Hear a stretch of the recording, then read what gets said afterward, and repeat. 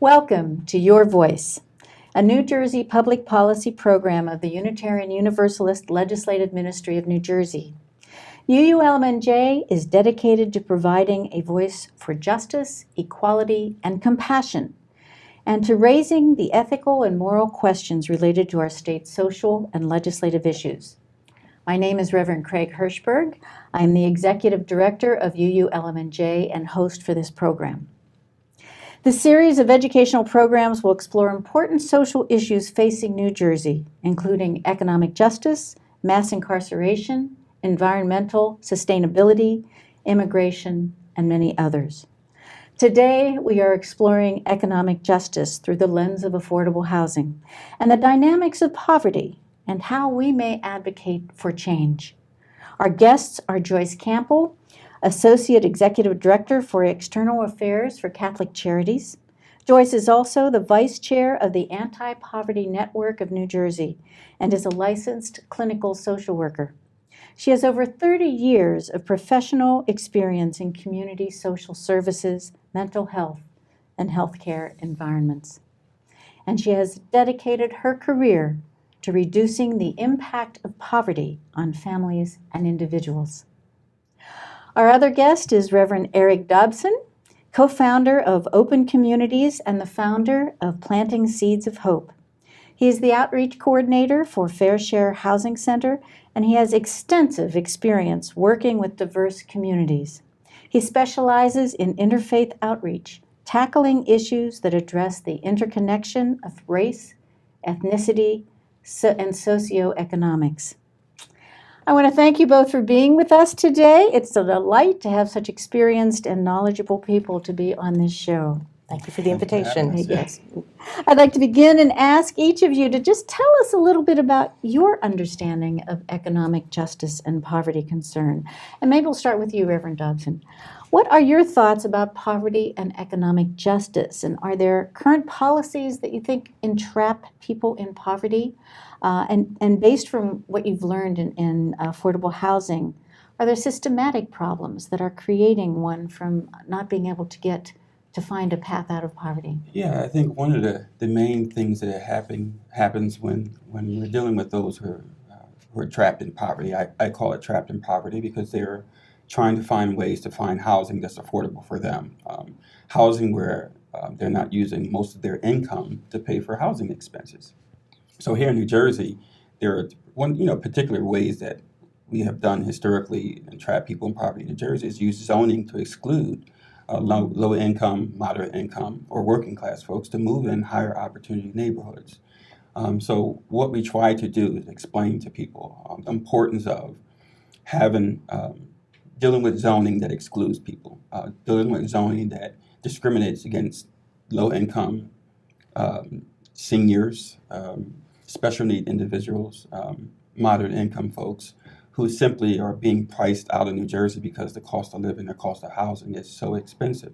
So that's one of the main issues. And we know housing is one of the ways historically in America where we've accumulated wealth for individuals. But unfortunately, low income folks haven't had that opportunity because they just simply can't afford to live in communities where their housing values will increase and they'll have that benefit of having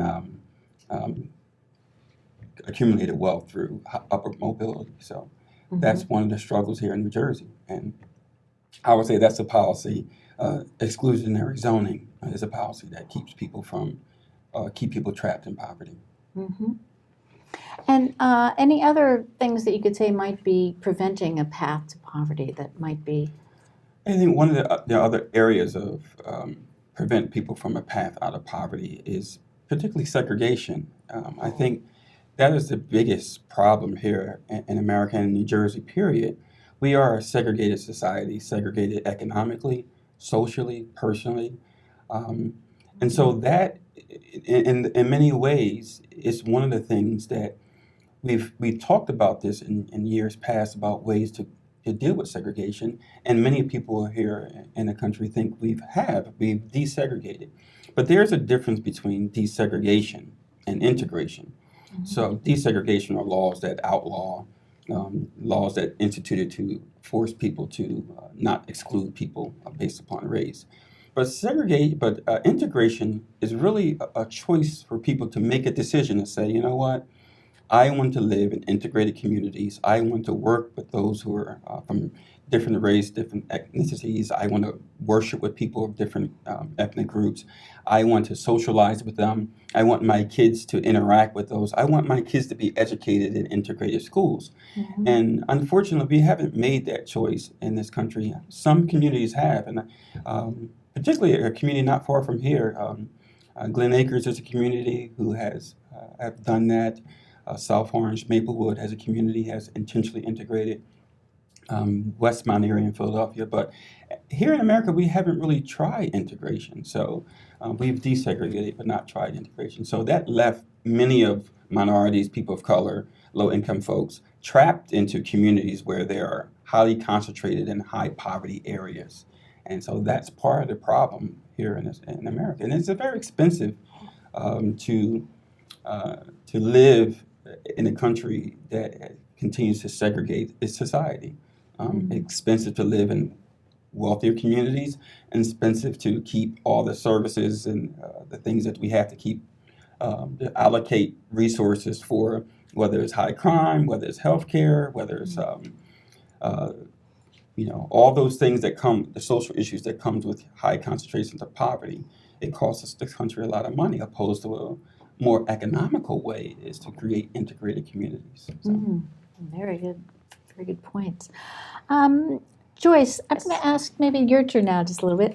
After years of service working for charitable organizations and working in impoverished communities, what are your thoughts about poverty and economic justice, and how has that work brought you to the work you're doing now, which is really a lot of advocacy? Yes, actually, probably even in my childhood, I think kind of brought me to these issues. I was always keenly aware of people living in poverty, having friends who didn't have the things that I had. And, as a child, not really understanding that and really feeling compassionate and empathy about that.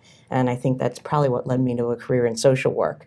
And so I have been in a variety of areas of social work over the years, and all the populations I have worked with have been impoverished, from seriously mentally ill to physically handicapped, to working in food pantries and doing homeless prevention and transitional housing. So it has really been the focus. You've seen a lot. I have done a lot, yes. Yeah. And I think the thing that really led me more to advocacy was probably about 10, 12 years ago. And really, I think a lot of it over housing and not having housing opportunities. When I worked directly at Catholic Charities in our community services program, we would run out of money to help people with back rent, to prevent them becoming homeless, which is a much more expensive thing to do than prevent it. We'd run out of money, and people would call, what can you do? Why can't you help us? It's only so much funding. Call your legislator. So for me, one of the ways of getting involved more in advocacy in the social justice piece came out of a frustration of seeing people living in poverty and the resources not being here, especially in such a wealthy country. I always say I don't understand it. I mean, I do understand it intellectually, but I really don't accept the fact that we can't have better solutions for folks who are living in poverty. I think the other thing that I've seen that is really critical is for people to actually to sort of balance on 2 feet. There's a foot for charity, which is providing food and items and really kind of the immediate, sort of the Band-Aid. But if you just stand on 1 foot, you're not going to be you're going to lose your balance eventually.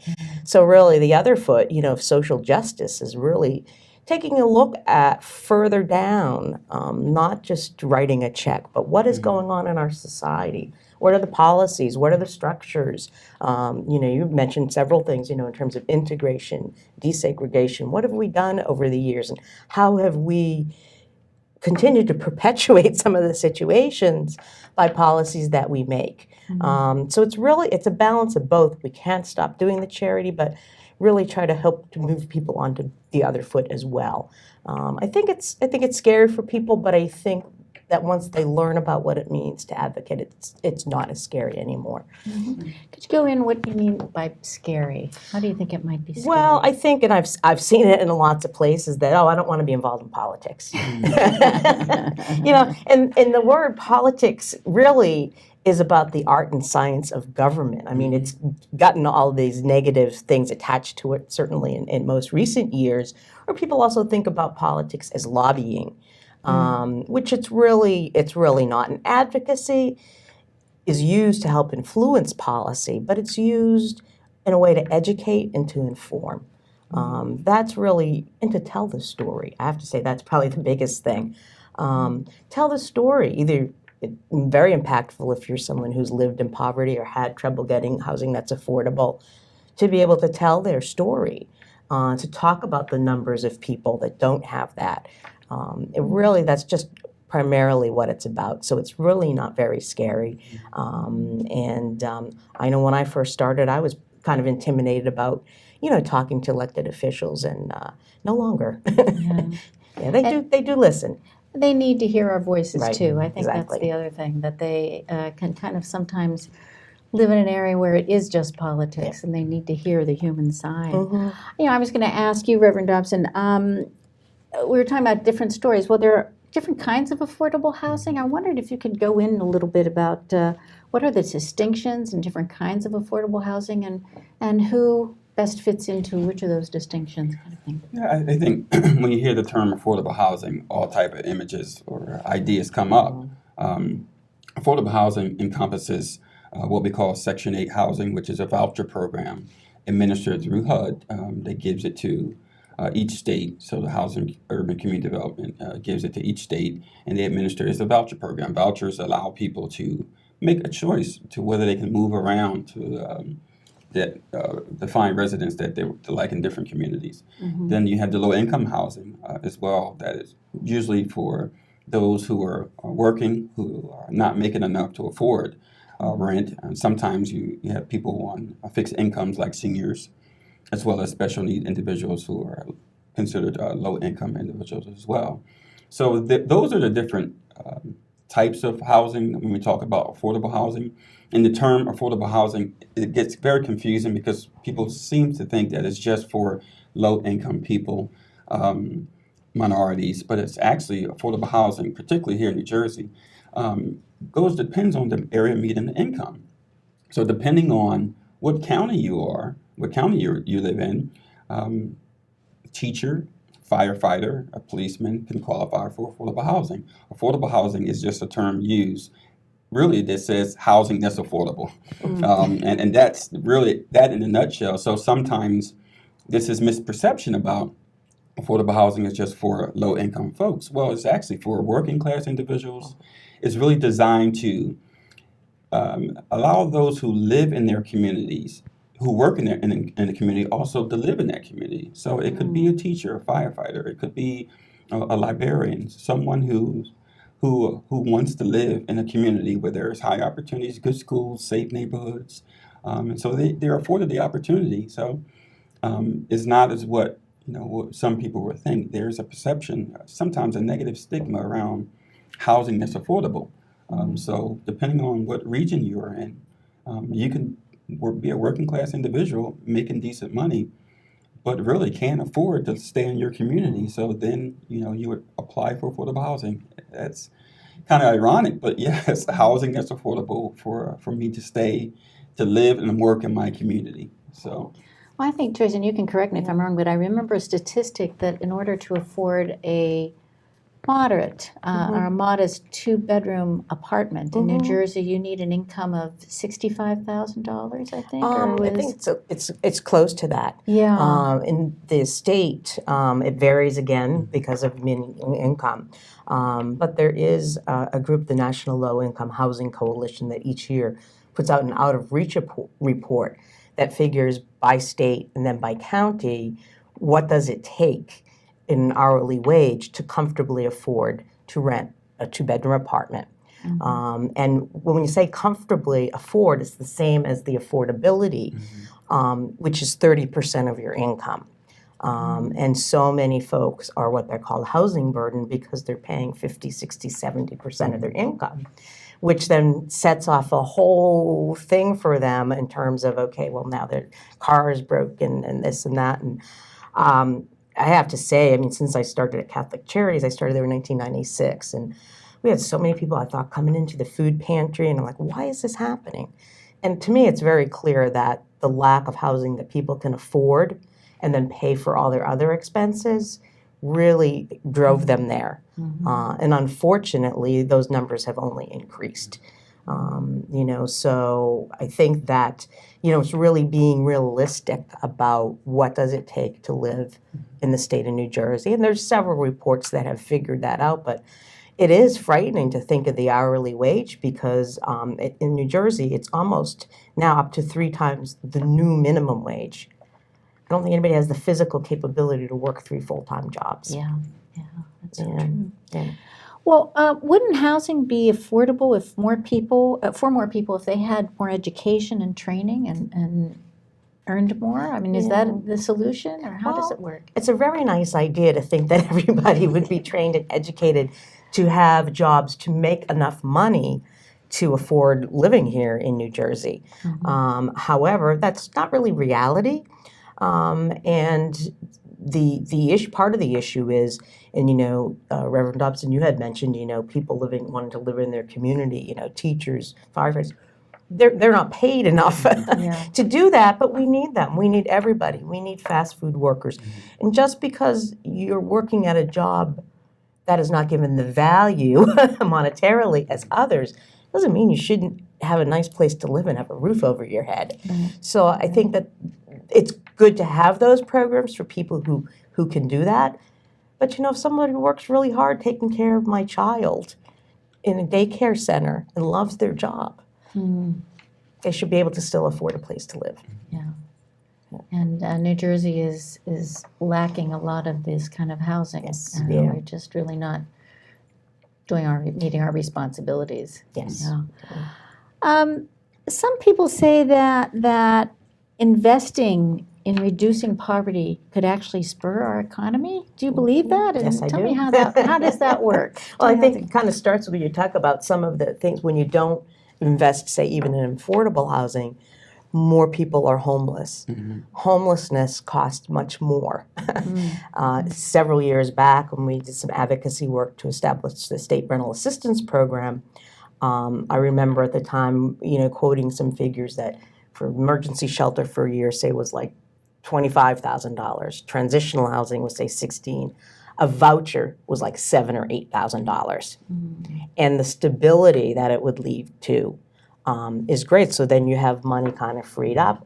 The other part is that when people are they're paying 30%, which is kind of the standard, they have other money to invest in the economy, to go out and purchase things.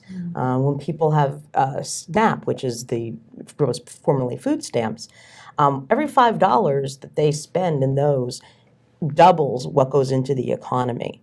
Earned income tax credits, another program that, again, puts money back into the economy because most of these folks don't have so much extra money that they can save it. They're probably going to spend it and then maybe rely less on some of the programs that are out there to help them. So I think it's really a misnomer to think that there's not some benefit to the economy. Thank you. And one more question about housing. Does it matter where affordable housing is? This is a very, very important point. I think we saw that the effects of affordable housing being concentrated in one particular region or one particular neighborhood community. And what you're doing is you're just concentrating poverty if you're putting all low-income folks in one particular area. So real estate is the same with those whether you're in low-income housing or affordable housing or not. It's all location. So it's important for affordable housing to be in higher opportunity neighborhoods. And what I mean by higher opportunity neighborhoods, are neighborhoods where there are good schools, good social services, jobs are available, transportation. So these are some of the things that we try to advocate. We're just saying put in affordable housing in low-income neighborhoods where the land is not as valued as other neighborhoods. It's not a solution. It's actually compounding the problem. It's actually concentrating poverty and creating more of the social programs that we're trying to rid ourselves of in this country. So one of the ways that we try to advocate is put affordable housing or working force housing or low-income housing, and it's a mix. You don't want to have all low-income housing in one area. You want to have working class folks, those who have middle income, as well as low income people living and working in the same community. So it's very, very important to make sure you have affordable housing in communities where there are higher opportunities for education, good education, employment, access to transportation, access to good health care. That's very important. So that it does matter greatly where the affordable housing is located. Do you have any examples of places where it's working really well, and what are some of the things they learned in these communities?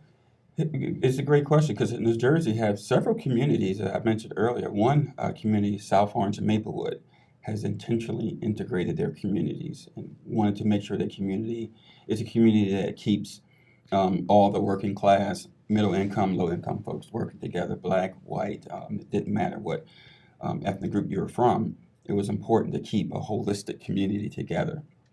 Glen Acres is a community not far from here that has historically worked on intentional integration, keeping the community together. West Monterey in Philadelphia. Oak Park out by Chicago is another historically community that worked on intentionally creating integrated communities. Pensacola, New Jersey was another town that worked on intentional integration. So there are pockets of communities around the country, and these communities need to be highlighted to show the success that they're having. We're keeping middle income, low income, different people from all ethnic groups working, living, educating their children in the same community and how successful it is. And there are studies and statistics show that when children are educated in integrated schools, they tend to do better. When they're exposed to different ethnic groups, they're much more holistic prepared to enter a global society because we're competing now with the global community. So the more our children are exposed to different cultures, the more easy it is for them to handle working with people, living with people, shopping with people. So integrated communities is something that I believe that is worthwhile, not only for socially, but for economically. It makes economic sense, opposed to what we're doing now, just keep separating ourselves by race, class, and gender. And we pay a high price for it. And so, unfortunately, we haven't learned that lesson yet. No, we're slow learners on this, aren't we? We're very slow learners.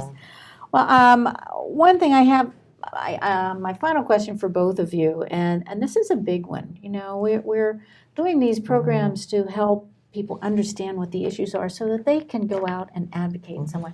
What are some things people could be doing to help address poverty, lack of enough affordable housing issues in New Jersey? What are some of your thoughts on that? Well, I think one thing is to choose one particular area. I mean, poverty is very complex, and I think that housing, though, is having housing people can afford, in my opinion, is very critical. So maybe you pick that particular area to learn a little about it. There's a lot of information, different reports, different models of communities, and one of the things to do really is not only to educate yourself, educate people that you know, but clearly also to be involved with those who, legislate and write the policy and implement it and put the dollars to it, and really bring that information. I mean, many of our local, state, and federal elected officials, a lot of them, they don't know the details of what's going on back home all the time. Some, of course, are more, again, because they have their own passions, but everyone has a right and really a responsibility, if there's something that they believe is not just, to speak with their elected officials about it and let them know. But I think one of the best things that we can do is bring models that have worked, one of the major issues always is something going to cost more money. It doesn't always cost more money That's right. in the That's long right. run. And I think that, to be able to demonstrate that sometimes is helpful. But I think there's a lot of opportunities for people to have their voices heard. Yeah.